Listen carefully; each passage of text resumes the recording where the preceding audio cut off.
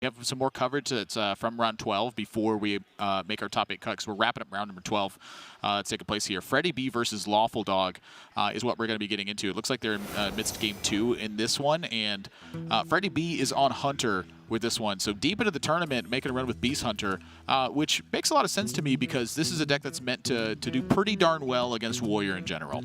It does well against Warrior in general. My knock on it is, since the patch, the buff everything patch, well, it's not buff everything but this deck in particular got buffed. I'm just like, I did my tournament preparation this week, and I was like, well, I'm going to play one of the decks that got buffed, right? Pretty clean deck list. High main deck in main deck. Bit of a spicy choice. It was like, yeah, Warrior's probably going to be popular. You are correct, sir. Yeah, very indeed it was. Lawful Dog on that Warrior as well. Again, a fairly standard stock list. Warrior, I feel like, doesn't have a ton of room unless it's going to shift archetypes to toy around with some of the cards. I've been a big fan of 4 1-drops over the course of this tournament, but we got a Weapons Project tech in here to help fight against some stuff as well. No Harrison. Yeah, Weapons Project's a bit of a weird one in Bomb Warrior because, well, the gist of it is you're actually like an aggro deck a lot of the time, and giving your opponent 6 can be sometimes against like your original game plan. So it's a card that's been in the deck, and it's come out, it's come back in. No one's really sure what's going on with it. You know, it's like, well, I want to be an aggro deck, but sometimes rogues play waggle picks and attack you. Yeah, I don't like that. Yeah, it's actually also a reasonable card against Mage. In the current metagame, they like playing 3/2s on turn 2, so that's an okay card. Yeah. Also helps give you the armor padding so you can make sure to kill a mountain giant if it comes down early alongside a 3/2. So I'm a big advocate of, with Bomb Warrior, to play like an aggro deck in almost every matchup. I think this is like the only exception of all the matchups where, well, Hunter's actually just a pile removal. Your early game's going to get marked on and kind of jacked. So I'm more of an advocate of mulling more aggressively for Boom in this one, but keeping 3 into 3 into 4 is certainly reasonable. So is it just actually this matchup? I heard you say in Grandmasters for Americas a couple weeks ago that there's some matchups where you're like, you don't keep Dr. Boom, you just mulligan it. That's almost every single matchup in the game for me. Because I'm on my 1-drop on 1, I want to start attacking.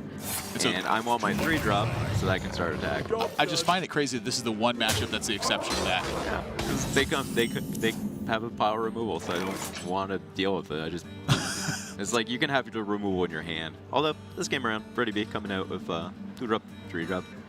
Yeah, taking a look at the, we're in amidst game 2, so for FreddyB, he is on the tertiary list, which includes the additional copy of Savannah High Main, and just, you know, the big beefy stuff to fight with. And for Lawful Dog, he's on the secondary deck, and so I'm looking at just extra aggression from here. 2 more Sephorian Bombers added in, Karen Bloodhoof, the Boom Reaver. Yeah, just big stuff. Hunter's a slow control deck. Don't get fooled by the steady shot. Or by the Scavenging Hyena.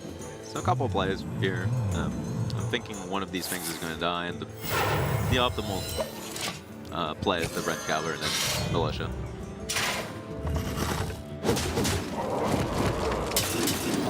If you coin Militia, the Hyena, then the Leok Valley trades you, and it's that. So you do it this way. It's a pretty dead turn for FreddyB. Well, let's see what's in this box real quick. This seems like a really good turn. I don't know what you're talking about, Nathan. Well, when you get Master's Call to tracking, I mean, I don't just expect to get whatever I want. Well, I expect to get something good, but this was that was the Dire Frenzy. Dire Frenzy would have been okay. I will say that the Hunter really is the control deck in the matchup, I think, and I think against Bomb Warrior that Dire Frenzy does oftentimes need to be like pretty exclusively reserved for health restoration, because you go deep into the deck in this matchup very often. I think you often need 1 on a Scalehead, and ideally in a Dream World you also get to do 1 on a Timberwolf to set up like that nice Hunter Rhino, a bunch of Timberwolves, and a couple of Spring Claws. Yeah. Kill you from like 32 or something. Don't do the math, I'm just spitballing some numbers. And more bombs going back. We're already up to 3. And I guess Warrior's kind of low.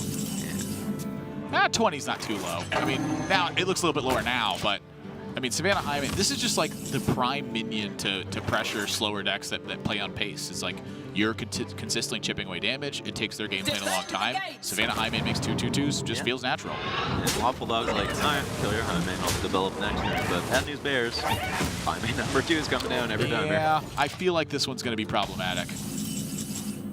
I'm looking at Dr. Boom Mad Genius in hand, and something I'm worried about is that there's still a long way to go in this game, and Lawful Dog doesn't have initiative.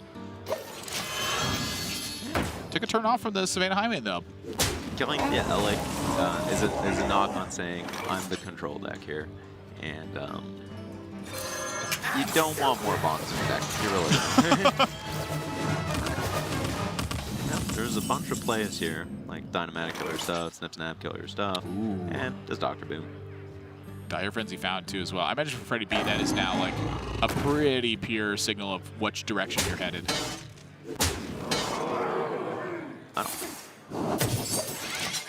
Well, were you talking about the Dire Frenzy or the transition to Mech Hunter?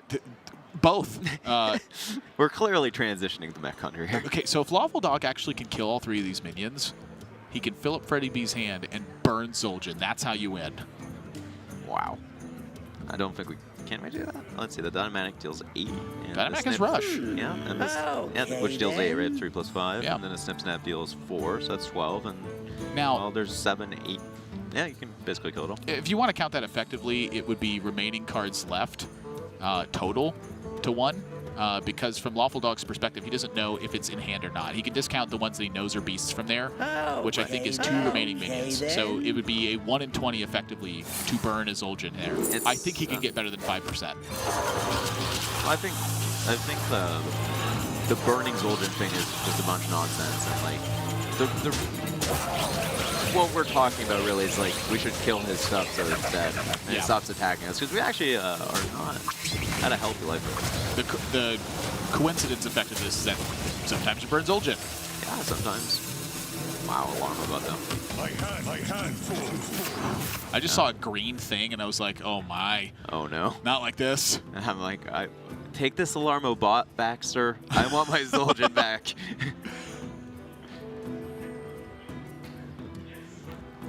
Well, pretty bad max overall. I wonder. Yeah, well, that's what happens when you just get random mechs on Death Rattle. Oh wait, this one deals 4. I take it all back. This is great. Oh, I remember this deck. The Cube, Clockwork Automaton, Hero Power for Hunter. It's keep throwing a Tal'Darim and Yeah. OTK one steady shot, man. The good old days of, you know, a couple months back that never saw tournament play. I digress. Warpath to get some extra health here. Yep. He's going to want to pair that Zilliax with the Dynamatic. Yeah, I'm kind of worried for Lawful Dog. I'm just really not seeing where he gets into this game. Oh, we missed an attack. Oh, yeah, that's big. Well, it misses free damage, basically, right? Which, at the end of the day, is the worst thing in the world. Like, Lawful Dog, I think, is playing through it, you know, from a position where he's behind. And so it's tough, but, you know, that 3 damage is going to be made up most of the time, I think. It's probably going to get keeled over by the Vicious Galehead. Yeah. And, but, you know, you don't want to miss 3 when you have 3. 3 more Tundra Rhinos in. Come here, Tundra Rhino. Oh, tracks over a bomb. Dire Frenzy's probably the take here, honestly. Like, No way. you're really? Oh, as Hunter, you just smell blood here. Your opponent's low. You're just too far ahead? You don't have Zul'jin in hand. You don't actually, so you don't actually have the late game covered. You actually want to continue down this bum rush. That's a true story. Precision. I think this bum rush is a bit over, because there's not a clean answer to this. Yeah. Just hearing the double sounds, and it's making me really laugh with all the mechs that are happening. I guess you're Unleash the Beasting and throwing the Timberwolf next to it, so they deal 6. Got Revenge of the Wild as well. Yeah. It's really easy to get excited about killing a warrior. You're like, they're low, all right, we take this Rhino over to the Frenzy every time. It looks so juicy, and then Zilax comes down, you're like, I regret everything. Yeah, I mean, seriously, like now the life restoration for FreddyB is limited to Zul'jin landing a Dire Frenzy on exactly Vicious Scalehide if... Why is that 30? That change, it's Bomb Warrior, man. That changes in a very weird and rapid fashion, I feel. Very nice use of Revenge of the Wild. Actually, just making it 2 mana 6/5. I'm worried about that Tundra Rhino pick. Me too. Oh, you know what? FreddyB also doesn't know that Lawful Dog has moved into Sephorian Bomber yet. He hasn't seen one of the big cards to be able to know that. Yeah. To his knowledge, he playing against Game 1 War, and you might be able to deduce it, but for the most part, like, really hard to deduce. But the gig is up, and here comes Sephorian Bomber. Yeah, Surprise! And now your other Dire Frenzy's gone, and you're looking at a 1/3 Vicious Scale Hide in your hand, and you're going, well... Hopefully we don't drop bomb. Now, there are 3 5/8 Tundra Rhinos somewhere amongst this. I don't know if that third one drawn is a 5/8, but it is. At least 2 of them. And 2 more in hand. That's a lot of damage coming in, and you're past Ziliax at this point. It's actually 6/8s, excuse me. Oi. But 6/8s are rather difficult to kill. Assembly only costs 1, so starting there makes a ton of sense. And Mega Devastator is a great Hearthstone play overall. Vicious Scrap Hound. Ziliax is gone, though. You can't. We're going to have to fish for something magnetic. It's just game 2, right? Mind you, FreddyB, he doesn't have a natural way to kill it, so he has to actually run a minion into it to kill it. So that Timberwolf. It's a 2/2 admirable. It's a 2/2. Hey, 2's that up. This would be a good time for a Look at that Balorix Techno Goose game. Yeah, absolutely. But I'm thinking, like, this Hunter guy might be able to kill it. Wow. Let's, you know. Save the best for last. Devastator says zap. I think you're throwing this Scrap Hound now. 15 sounds like a lot more than 13. Threatening, too. That Scrap Hound's still alive. There's 1 unleashed hand, so I'm assuming Goblin Bomb's not getting into play. Well, that is a 2/5 Tundra Rhino that is just drawn, not another 5/8 one. That's just a regular Tundra Rhino. boo. 5/8s are so much bigger. We'll probably play the one that's bigger than it. Oh, it's bigger. Yeah.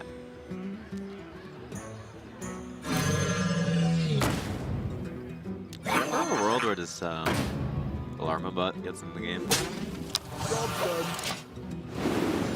Probably not. I'm trying to think of when, and I'm not seeing it. That's really what this game could use here. Lawful Dog needs something to happen this turn, though. He actually has currently, until this discovered, he didn't have a guaranteed way to clear off the Tundra Rhino here. Every mech kills it. It's just, this is not how we want to kill it. That's not necessarily true. If he got Mecharoo, Galvanizer, Goblin Bomb in this discovery, that Tundra Rhino was alive. You needed a 4 attack. He has no armor.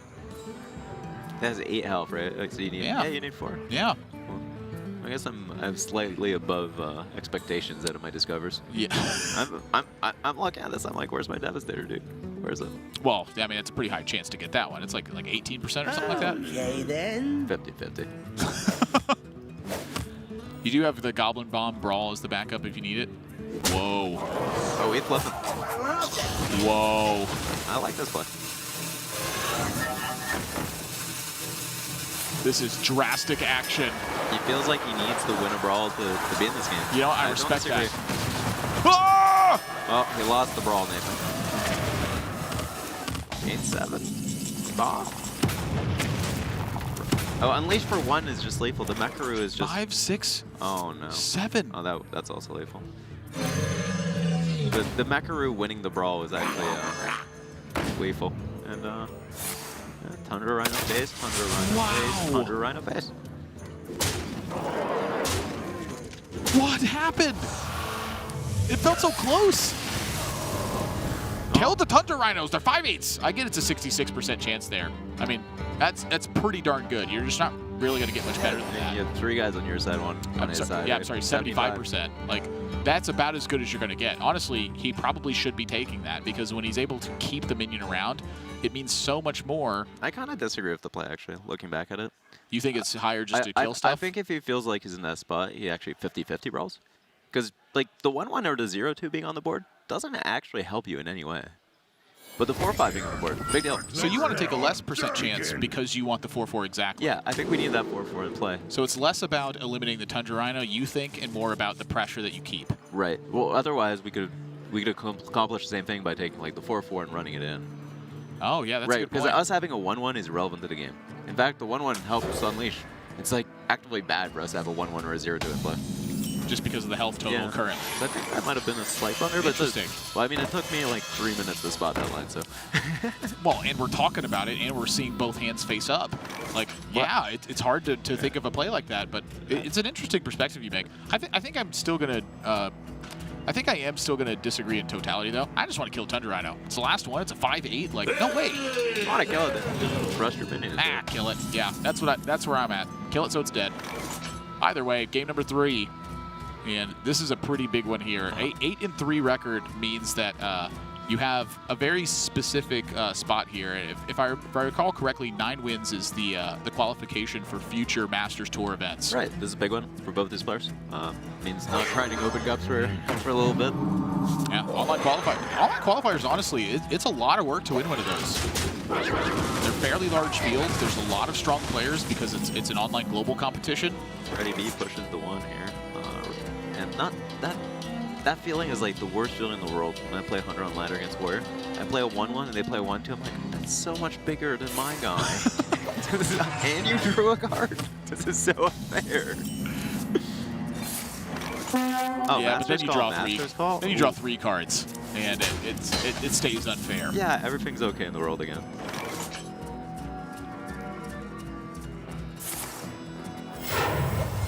The big one. Quite big. No kill command, no mark shot, no deadly shot. Nope. I'm scared of the Yeti. Coin showing Yeti. That's like one of the strongest coin showing Yetis I've seen since like 2015. 2014 maybe. This is like really bad news for FreddyB. I mean, this is to me demonstrates the importance of why the typical game plan is to Dire Frenzy and Vicious Scale Hide. You don't expect to be able to kill everything Lawful Dog does. And so because of that, you typically are going to be taking damage. If you're going to be taking damage, you have to bring that life total back somehow. I'm getting a little sad. We're hoping Hyena trades with Joe and Yeti. Oh no. And you're going to make it have to go 1 up. But the thing about it is we saw a Town Crier. We haven't seen the rush yet. Yeah. So yeah. he's hoping, FreddyB specifically is hoping that it's Ziliax that was drawn. Yeah, so the way he's doing it is going to put all of it in, then Militia Commander will run into the Hyena, and then the Rhino will scoop the kill, I guess, on the Yeti. Well, this is And weird then he because did the attack. Devastator just kills the thing down. Well, But he healed 4 by not making that attack. yeah, I like it. yeah, that's pretty good. If you make the attack, you guarantee like that outcome to happen, and for this setup. But FreddyB is smart both of us, and he healed 4. Yeah, that's a very strong technical recognition. Yeah. It's like, but like on the other hand, like Joe and Eddie could go phase. Nothing wrong with Joe and Eddie going phase there. Gives your opponent an opportunity to make a mistake, though. I agree that Lawful Dog probably should have just gone face in that spot. I think FreddyB it's a very minor technical thing that yielded 4 extra points of health. Just a cool play. You know, Ziliax feels unimpressive here. I like the snip, snap line. Split him. Yeah. One of these will certainly trade to that bot too. Alright, that's alright too. The what I refer to as the slightly bigger guy strategy.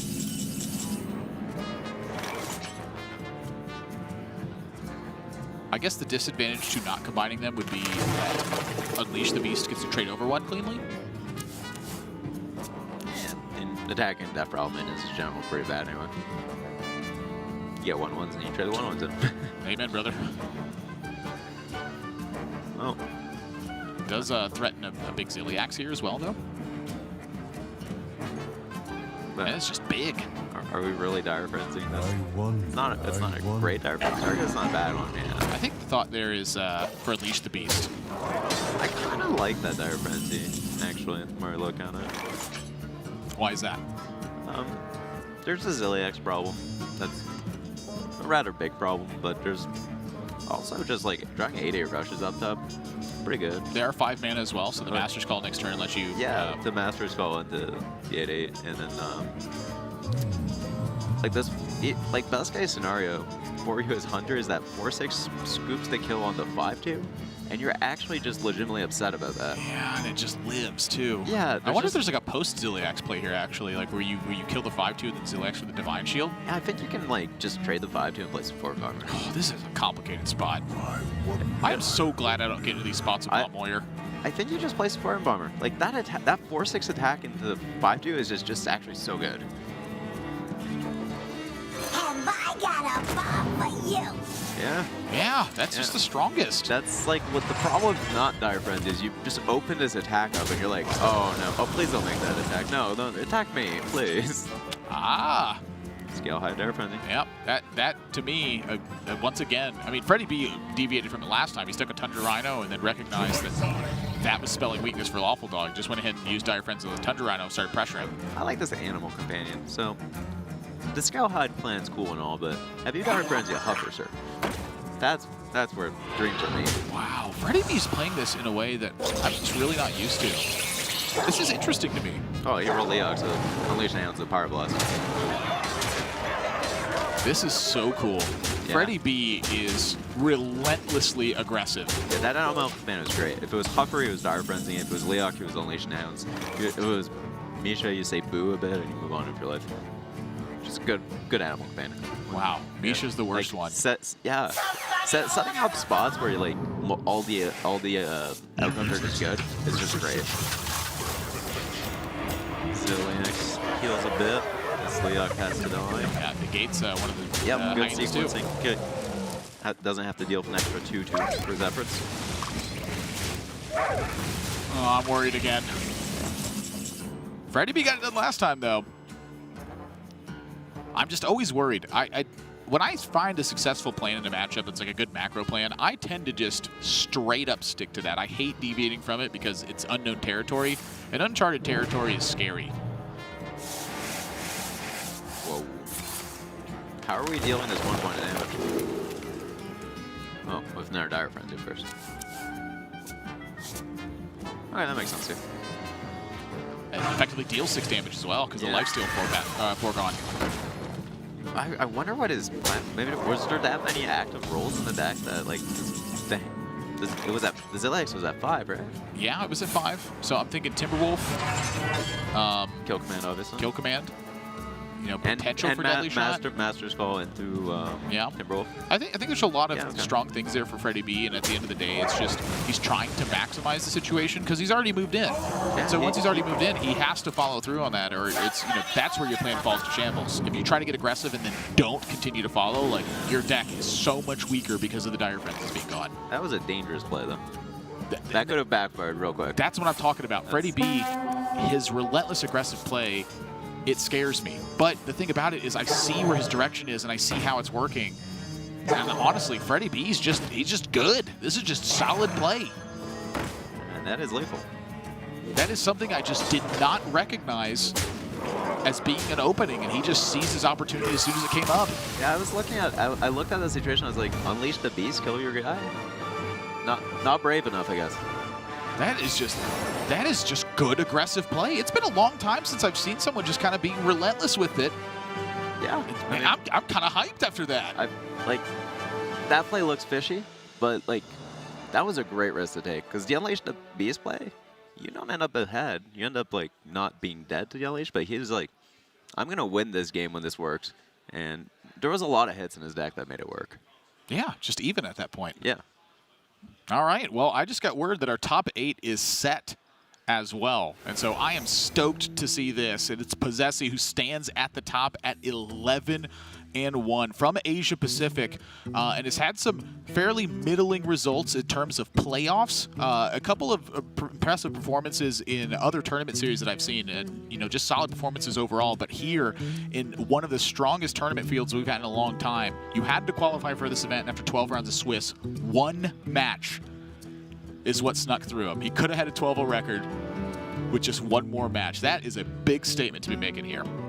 Now this is a stacked top 8. Holy. Fino, Dog, Naria, Tom, Calax, Gallon, and Hypno. Fino, Dog, Tom. Like, that's just 3 Grandmasters right there. Yeah. Yeah, that's a good top 8. That is a stacked top 8. So 12 rounds of Swiss play in the books, which means that it is now time to get into those initial matches. Purple, thank you very much for joining me here. Yeah, thanks for having me, dude. Any final words before we send off? Let's play some Hearthstone.